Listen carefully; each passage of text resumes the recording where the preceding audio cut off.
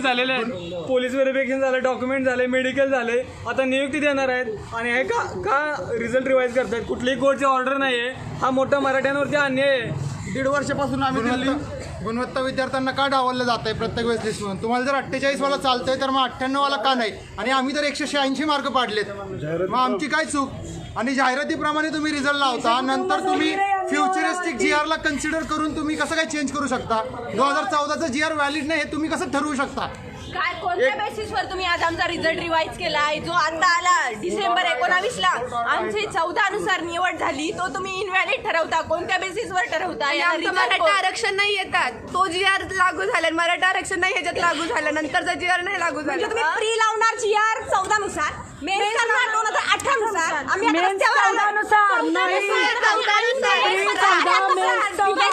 नियुक्तीच्या वेळी यांना 18चा GR कसा आठवतो?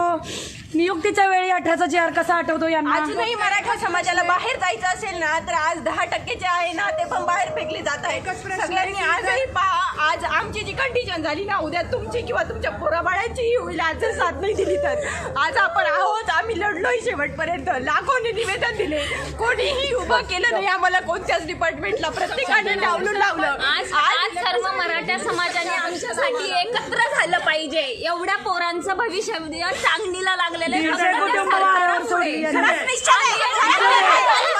हे फक्त आम्ही एवढे जण आहेत, पण बाकीचे पण गव्हर्नमेंटच्या एक्झाम आहेत.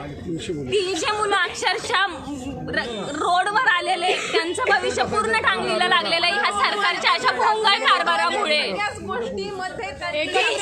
समांतर आरक्षण 33% आरक्षण पाहिजे. परत आम्हाला आरक्षण दिलं, कशासाठी दिलं 33% आरक्षण? त्याच्यानंतर मराठ्यांसाठी आम्ही एवढा मोर्चा काढला, 35 वर्षापासून आम्ही लढतोय, त्याच्यानंतर आता त्यांनी आरक्षण दिलं आम्हाला.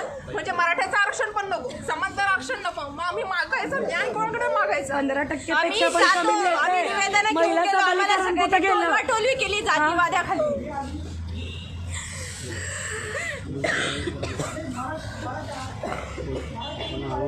निषेध असो, निषेध असो.